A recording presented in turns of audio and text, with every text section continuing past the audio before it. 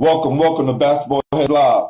I'm your host, Glenn Pooh Hardy. And tonight, we got a very special guest, Nazareth High School Great and Westbury College Standout. And now, the chairman of the Brothers Gonna Work It Out Foundation, my guy, Jonathan Anderson. Let's do it. Oh yeah, and tonight's show is sponsored by Styles by Nita and Unique Creations. Let's do it. Y'all ready?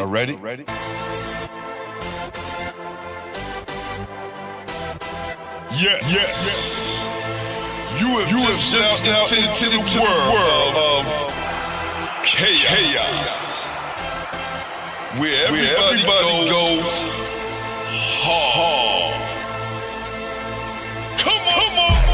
Go hard. Go hard. Go hard. Go hard. Go hard. Go hard. Or go home. Never back down. You gotta hold your own. Go hard. Go hard. Go hard. Go hard. Go hard. East Coast. Go hard. West Coast. Go hard. Midwest. Go hard. Dirty. Hurry up, everybody. Get online, buy your tickets, cause the game about to start. What's up, man? Nothing, man. I'm chilling, man. It's hot day. Huh? On this hot day, I'm chilling. That's good, my brother. That's good. Thanks for joining me, man. I appreciate it, man. I appreciate you, man. You know? Don't worry about it. Listen, for you, I'll do an extra day, man. So, we don't usually go on Thursdays, but, you worth it, man. No doubt. I appreciate it. No doubt. So let's get right to it, man. My first question is always ask everyone is, who introduced you to the game? My brothers. I'm the youngest of 5. And, like, my brother next to me was a real big influence on me, my brother Mark Anderson. He played at Nazareth first. He played at Naz first back in the days with Stu Granger. He's a couple years younger than Stu, but he was in there. So my mother used to go to the games all the time. So I used to go with her. And from right then, that's when I fell in love with basketball, man. And also, Vinny Johnson too. Vinny's from my neighborhood. So I used to watch Vinny play against my older brothers and stuff like that in the park when it was just half-court games. So, right. I couldn't even get on the court back then. I was shooting in the garbage cans and stuff like that. So those are like the big influence in the neighborhood and stuff like that. But definitely my brothers, man. My brothers are the ones that, that I looked up to coming up. Facts. And what was your first team that you was on? My grammar school team. We was Our Lady of Loretto. We had a crew, son. We had a crew. It was me, my man Vince Jackson, who went to Bishop Ford. He played at AIC. My man Tyler, Tooth. Yes. BC. He was on the team. He played at Lockland. Then I had my man Leroy Hodge. Remember Leroy Hodge? Yes. Yeah. He went to grammar school with me. Wow. Yeah, our grammar school team was tough, man. Also, we had this other kid named Ephraim Johnson. He went to Bishop Ford. Then he went to this school called Fairs Academy. Yes. Yeah. Tell everybody about Fairs Academy. Oh man, Fairs was a school in coached by the great Ray Haskins. All right. Right. And also, I forgot the guy's name. Jeffrey L. Opened the school. He opened the school, and it was for kids. He had a vision. I give it to him. He had a vision. They had a tough team too in there. We used to make jokes about Fairs though. We used to call about fail every subject. So, they didn't like that, but they used to take it out on people on the court. There you go. Give you the ass whipping. Yeah. They had a crew. But my grammar school team, we was tough, man.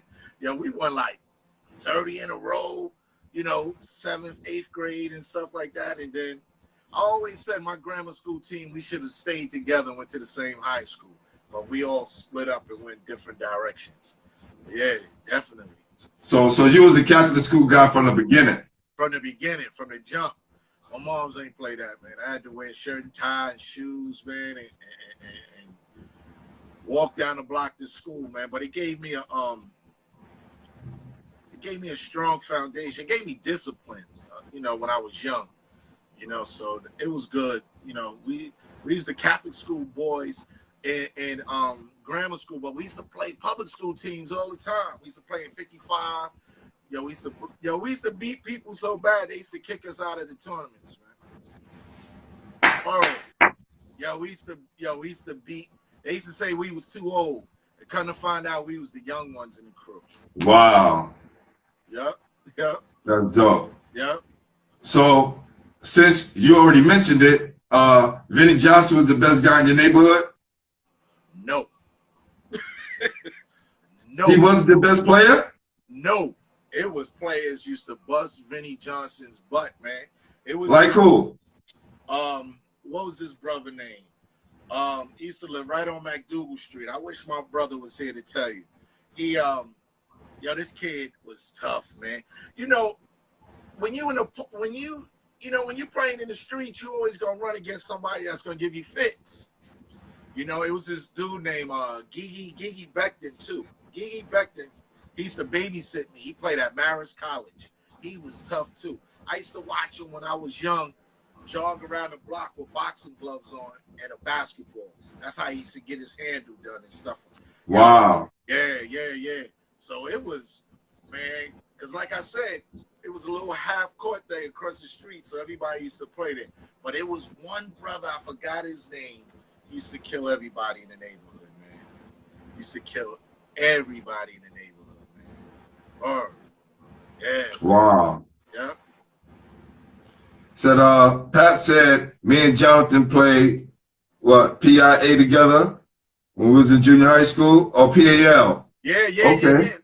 Me and Pat. Hello, Pat Alphonse in the building. What up, Steph? No doubt, my man Pat. Me and Pat met through the janitor in the school named Will. Will was the janitor, and he put us together, right? And we started playing in I was a year ahead of Pat. So we started playing in citywide, PAL. We started winning all of those. And Will's the one who put Unity Warriors together in Brevoort. Wow. That's when we started in Brevoort through Will. And wow. We had a crew. Willie Brown, salute Willie Brown. No doubt. We had a crew in Brevoort. It was called the Unity Warriors, man. People used to come out to watch us, baby. Word. Now, our first year, I think we won the chip. No, we lost the chip the first year. We lost the chip the first year. Then we came back. That's when we got Mo Curry. Right. Antoine Lewis. Right. But the nicest cat on the team was this kid named Jerry Anderson. Yes, Jerry was nice. Jerry was a monster, yo.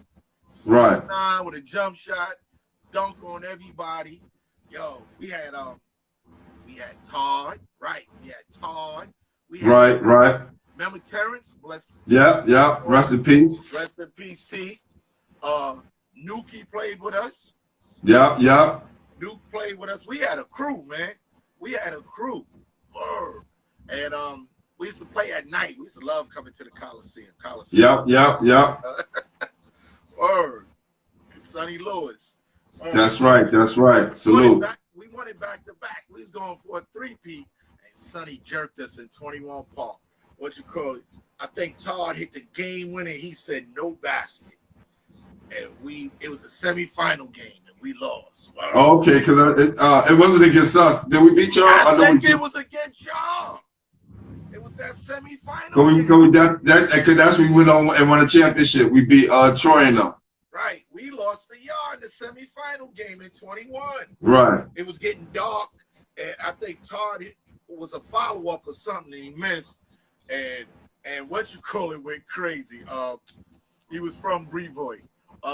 He played with us. First he played with the house team, then he came with us. I think he still live in the void too. He went bananas in there, yo. Pat said house team. Listen, man. Yo, at the end of the day, if it was the house team, We would have won it the first year. Well, actually, did I play the first year? I went to college and left, so I didn't play in the championship. Right. See, And then I stayed the next year. Facts. Right. Cause 1 year I think we all left and went to school. We went to college, and that's when them stepped in. Bud and all of them. Bud played. Bud played 1 year too, because we all left and went to school and stuff. Right. And I think they had won it. I don't know why. It was second place or something. I come home, everybody, Will got. I said, "Where my trophy at?" He's like, "I gave it away, man." I said, "Oh well, yeah, man." But those were the days, man. Those were the days. So you knew early on you wanted to go to Nazareth. Oh yeah, from the jump. There was no other school, man. I used to walk in that gym and watch Stu Granger play against Monte Christie, man. They used to play against Tony Red Bruin and Vern Fleming. Man, Stu was so fast, man. And Naz was a small court, but to me, it was huge. And, Stu was a monster in high school, man. And I was like, and then my brother was on the JV team, and they was gonna move him up, but he had knee surgery. So he had set out for the rest. But from the jump, it was Nazareth, man. No other school, man. You played JV? I played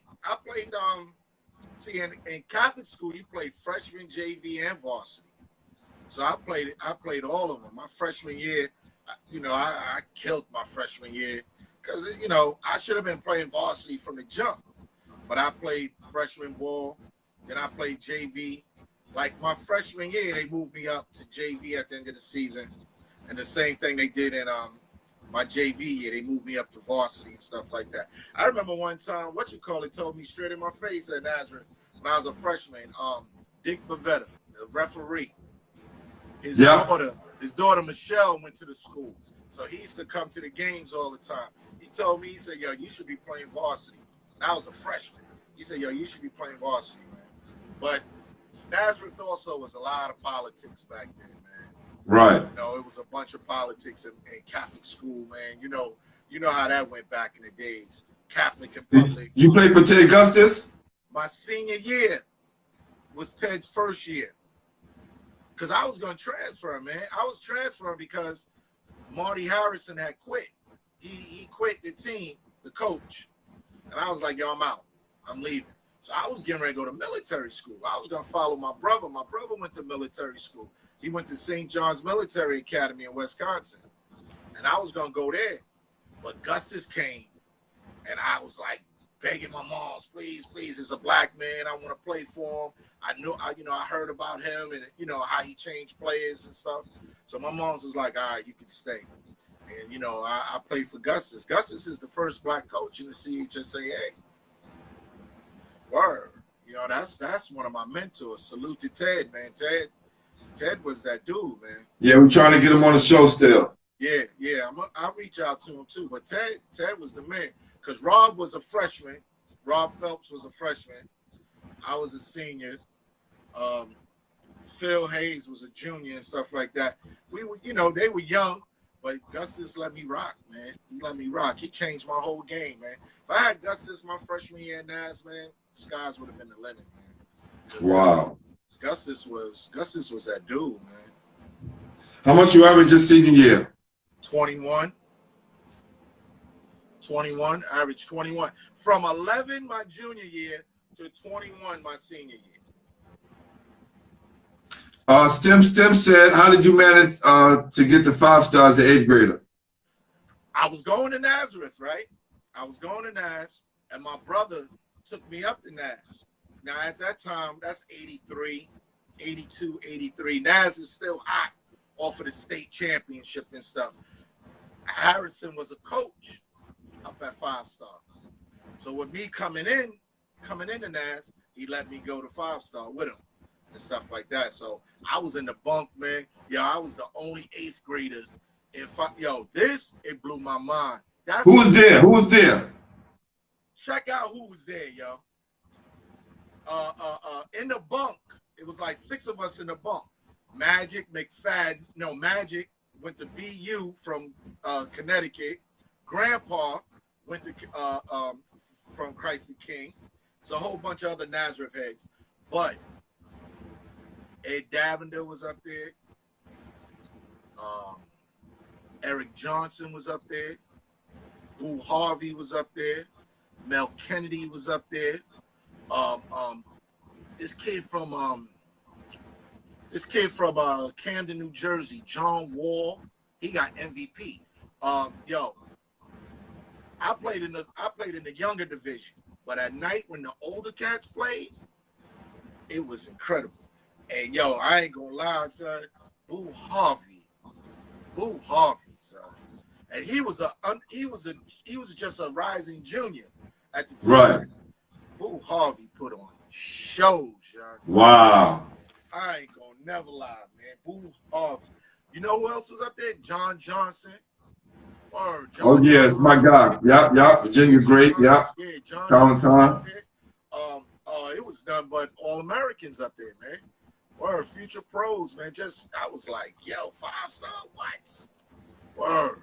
That's why you couldn't tell me nothing when I came back home. I thought I was right. Word. And you could walk around with that 5-star t-shirt, which was exclusive, right? You couldn't just buy it at a store back then. Son, you had to go to the camp. Man, listen, I framed my 5-star shirt. Word. Who was it like? Yo, when we used to play against the variant, yo, it was crazy. You see them? Yeah, I see some. Yeah. When we played Zavarian, right? Zavarian and Nazareth, white boys used to fight each other all the time. Nazareth and Zavarian. So the neutral courts was at Kingsborough. So we had to play at Kingsborough. So that crew, Jimmy Jack, John Shell, Cornelius, Corn was the man. Corn lived out in Bushwick. That was my man. We used to battle with them all the time because the white boys in the stands be going crazy, crazy. They used to beat us, but we used to go at it with them. It changed when Gustus came. When Gustus came, they started killing everybody. Nazareth started beating everybody. But when we played Zavarian, the games was tough. The white boy Jimmy Jack was tough, man. He was tough. But back then, Catholic school, man, it wasn't watered down, brother. Every night.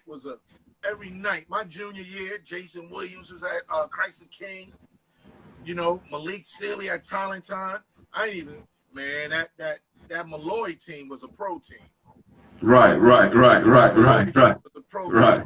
Then you had Christ the King with my man Jamal Faulkner and what's my other man name?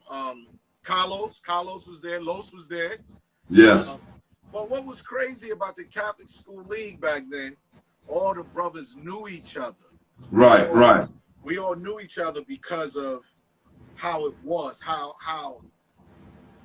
I can say, especially at Nazareth. Nazareth was my freshman year was so segregated. It was crazy, crazy.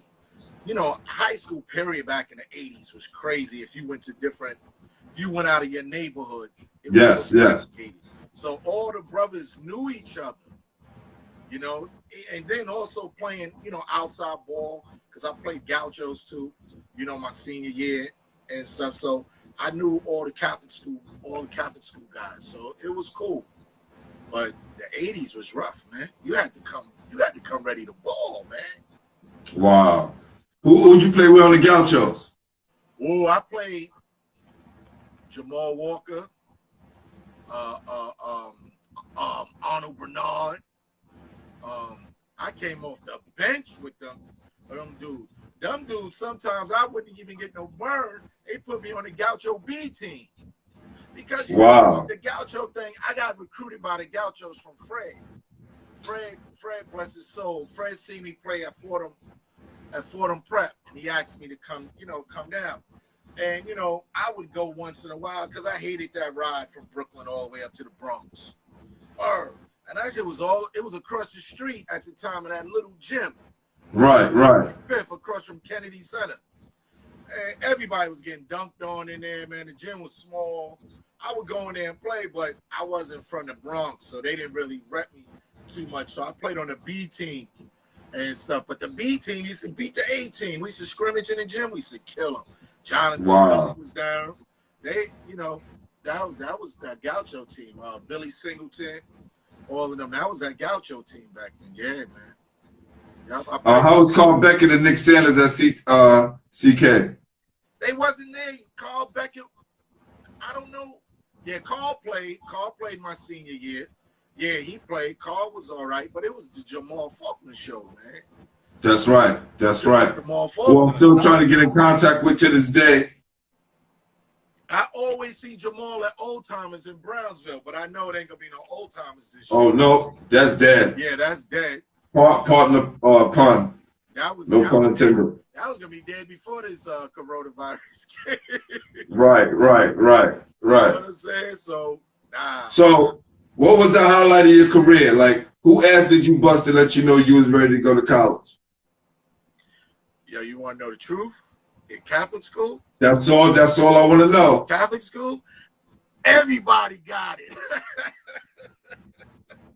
Everybody, man. I'm telling you what happened was Gustus showed me how to do that pull-up jump shot. I always had a jump shot, but he used to show me how to pull up and shoot it. And remember, when I was in high school, it wasn't no threes. Right. Threes. Right. We didn't have that yet. Right, we ain't had no threes yet. So in high school, you know, we wasn't that good, but man, they knew I was giving it to them, son. We was going at it.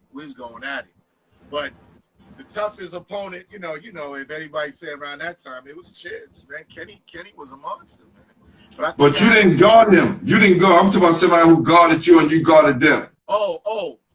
Well, we were so slow as a team, coach, they let us go man to man. We played zone. So whoever held me man to man, it was a problem.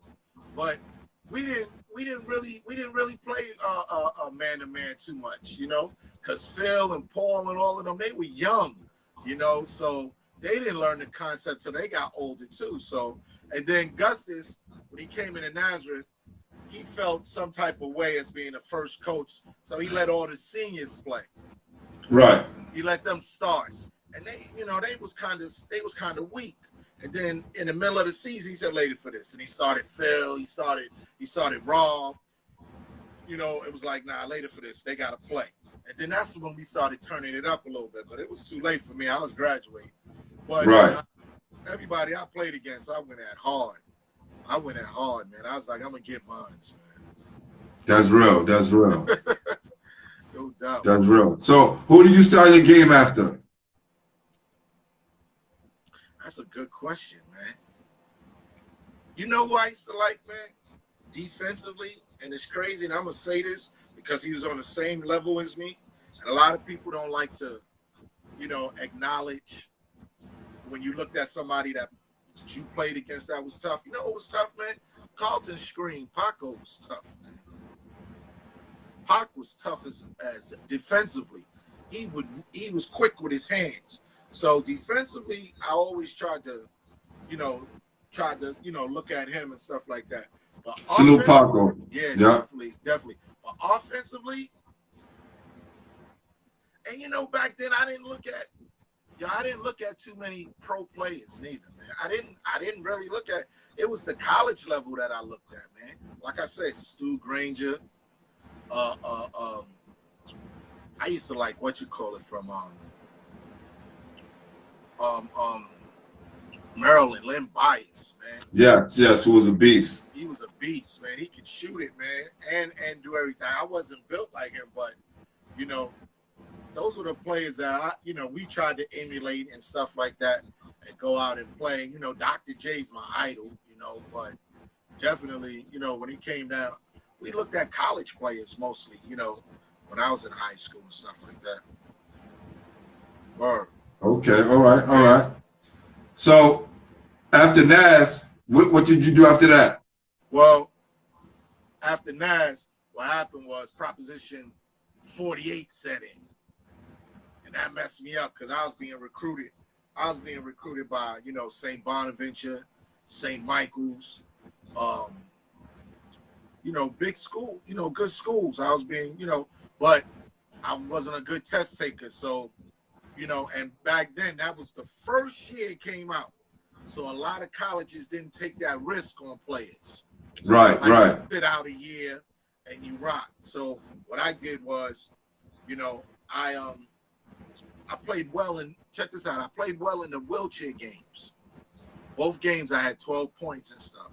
So me and Kenny Hodge from Madison, we was recruited to Virginia State to go to Virginia State and play.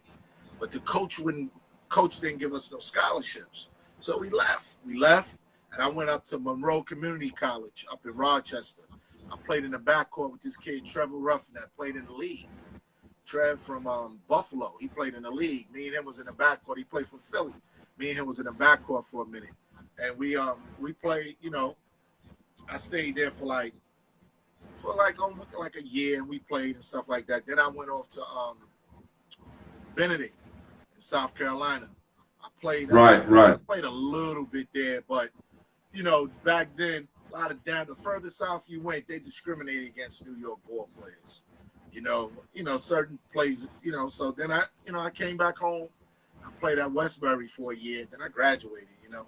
I became more of a coach and stuff like that. I lost, you know, it's crazy when they say when you take a couple months off and you lose that basketball feeling, it's hard to get back. Right. It's hard to get back. So, you know, that's what happened with me and stuff like that. But you didn't play any tournaments after that? Oh yeah, man. I used to play with my man Tooth. I used to What up, Tooth? I think he in the building. What up, Tooth? Think of this song. I used to come home every summer. I used to come home with Tooth. We used to play in Tillery. I used to play with Doug's crew. He had a crew. I used to play with Corey. Me and Corey used to be in the backcourt together with Doug's crew. Got you. Played in West Fourth. I played in Pro-Am with Doug and stuff like that out in Jersey. I played with Doug a couple games up at City College. You know, he used to let me rock with him and stuff. So I played, you know, I still played. I still loved the game. But, you know, my thing was I just picked the wrong school, man. You know, I picked the wrong schools. If I had a chance to do it over, I'd have settled for like a Division II, Division III. I was looking for Division I. I'm a Division. Everybody was caught up in that back in the days. Yeah, trust me. Yeah. You know, instead of like, because St. Michael's was on me hard because my brother went to St. Michael's. And I used to go up there every summer for camp up in Vermont, not knowing they was recruiting me.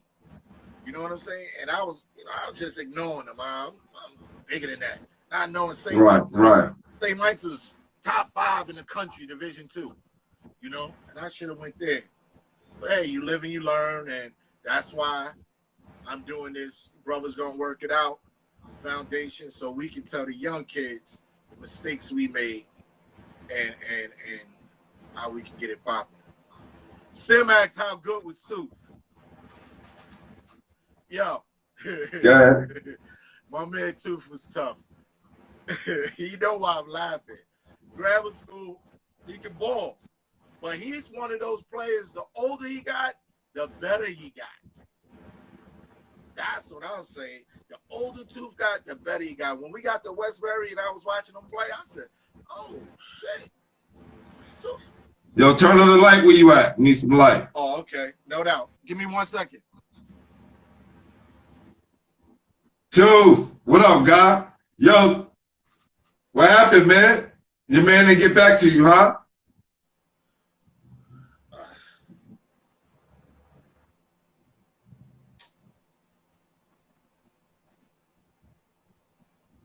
Is that better? Yeah. Yeah. So what you were saying about Tooth? Yeah, Tooth was tough, man.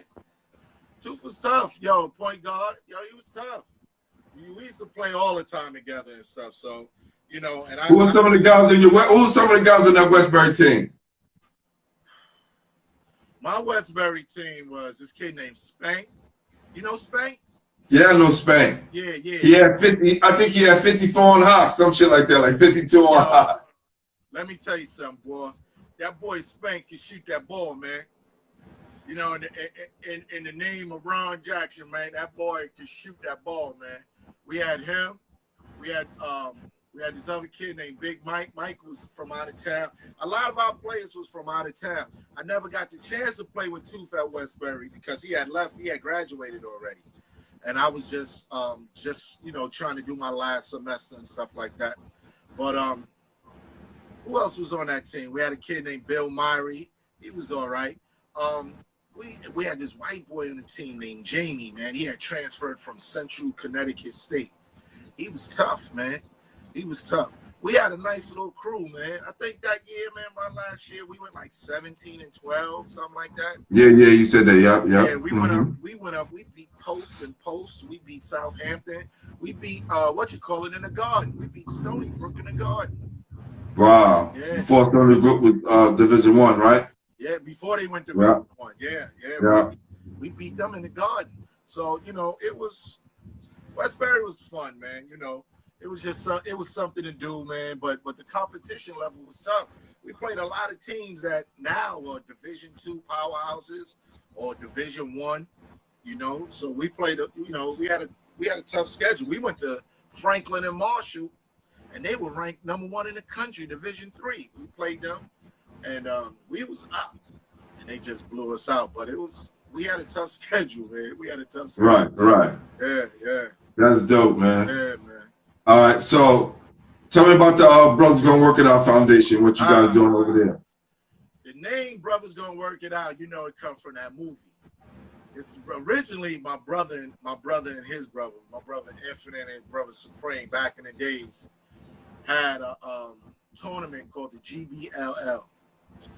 Brother Gary Beckton, like I said before, who went to Marist, was my babysitter when I was little and stuff. He was nice and bald. He got killed accidentally by the police back in the days. Cops came up shooting, and he riding his bike down Eastern Parkway, got shot. So my brothers and them was like, yo, you know what, man, we're going to do something for him. So he started this tournament called the GB Gary Beckton Basketball League, but it was under Brothers Gonna Work It Out.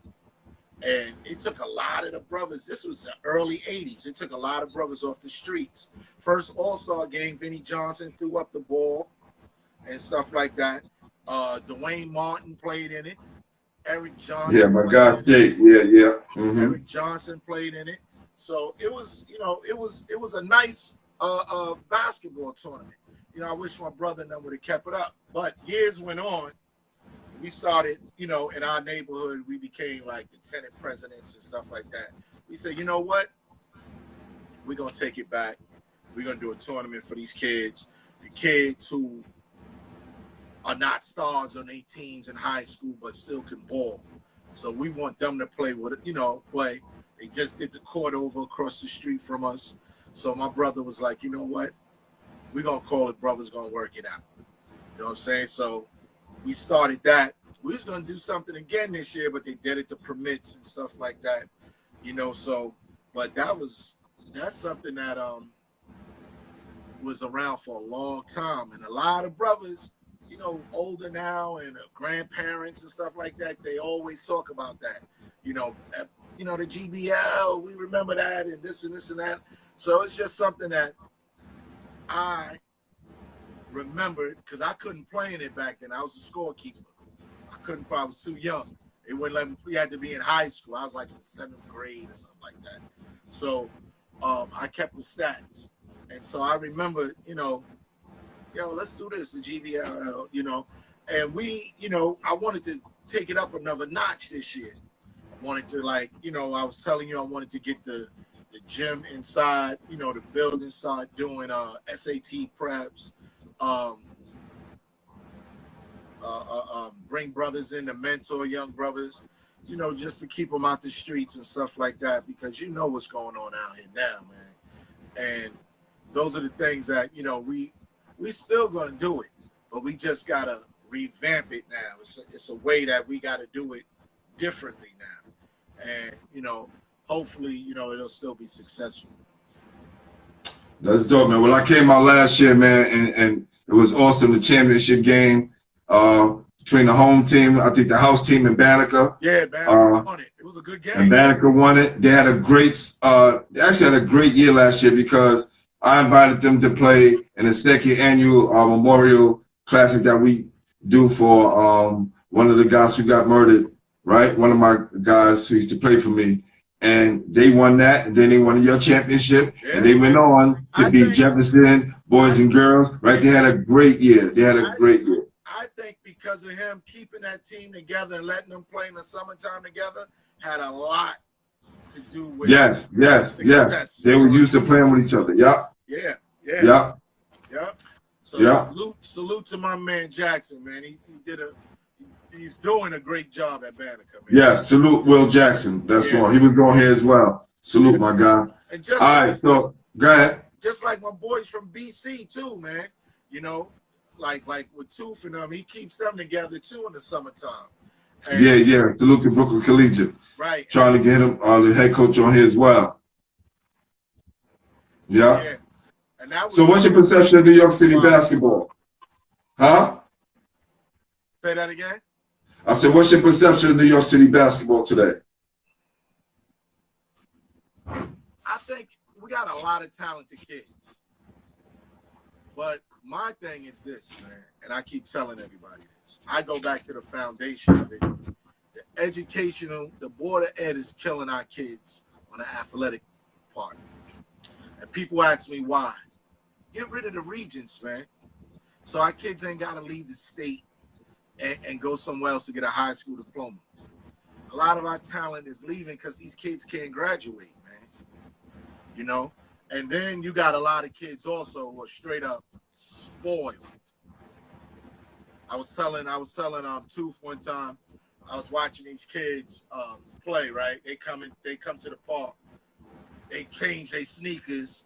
They're playing their ball sneakers. I'm like, what?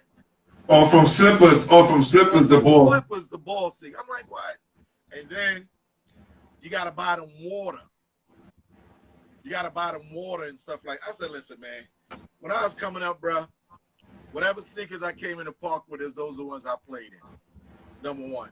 Number two, if I was thirsty, after the game was over, we drank out the Johnny Pub. You know what I'm saying? So those are the things we did. But these kids now, oh, man, they spoiled, man. They spoiled. But you know what?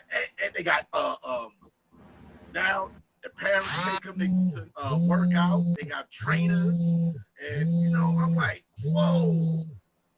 We got on the court and just played. That was our training. Right. You know what I'm saying? So it's crazy right now out here, man. But it's a new era, man. It's definitely a new era. They got access to more things. But the one thing I want to point out is the Regents exam. There was a New York Times article written in 2012 that stated that the Regents exam was put in place to slow down the athletics in New York City. And you can look this up. Like, I don't know if it's purposely done, but it definitely happened. So, and it's in the New York Times. You can go check that out. I posted it some time back. Oh, I believe you. I believe you. Yo, you know, I'm in the school system. You know, I was in the school system. So, I know. You know, I see it. Remember, I coach girls basketball, too. Right. That messed up athletics across the board in New York City. I've seen it firsthand. And that's my major concern right here. Because I deal with politicians all the time. And I talk to them. I say, yo, listen, y'all want to get rid of this gang violence or slow it down? Give a kid a high school diploma and make him feel good. And you'll see what he'll do with it. Man. He'll feel great. He feel that, he can move on and go to college and do something. But when a child got to take the Regents over and over again, he's going to give up, and then the streets is going to get to him. And I've seen that in basketball, man. And that's another thing about our basketball thing. This gang violence is killing our kids in the streets, man. When we was growing up, we could play everywhere because everybody knew we was ball players. But now, you got kids that's playing ball that's gang affiliated, and they can't travel everywhere now. So you don't know how good you are because you can't even leave your hood to go play against better competition. You know, so if you're not on an AAU team or you know, or doing other, it's hard to you know, it's hard to make it out here on the other side. Wow. That's very true, man. That's very true, man. Yeah. Well, listen, man. You know, a lot of people don't know, man. Some of those recent pictures that I've been putting up, my man John been, you know, slide me some history, and a lot of people out there who's been helping me, who I can't name right now, but I get hit up with everyday texts, messages, people sending me things, hitting me up on my DM. So I appreciate the basketball heads out there. I appreciate you, my brother, for giving me your time. Yo, let me tell you something. Keep doing what you're doing with those kids out there, man. Keep doing what you're doing, because what you're doing is keeping those kids off the street, man. Definitely. But let me tell you something, Pooh. I appreciate you, bro, because this is the first time I ever, you know, spoke about my life publicly. Wow. You know, and I really appreciate it, man. It was like venting, man. Gotta get it out, man. Gotta get it out, man. You listen. You want Jordan tell his story? You might as well tell yours. Right. You gotta get it out. I see my man Spank was on. He just logged in. My man Gary Stevenson. Okay. What up? What up, Spank? Yeah, but yeah. I just, you know, I just seen a lot when it came to basketball, man. And you know, I just, like I said, I just, you know, if I could get one kid on the right path, then I've done my job, man. I've done my job, because once you get one, the rest, more kids are gonna follow, man. You know, so I'm not gonna stop. I'm never gonna stop. I'm always in the hood. I'm always talking to kids. You know, that's in my DNA, man. I'm never gonna stop doing that. Well, you got a lot of kids that look up to you, man, and I want you to keep doing what you're doing. And you know, whatever we can do over here, man, just holler at me, man. Definitely, like brothers for life, man. That's right. Definitely. I gotta, like I said, we gotta revamp the whole thing with this coronavirus stuff. And so, but definitely, thank you, Pooh. I appreciate it, man. No doubt, my guy. All right. My man, John Anderson. Give it up, give it up. Peace. Let's do it. Peace.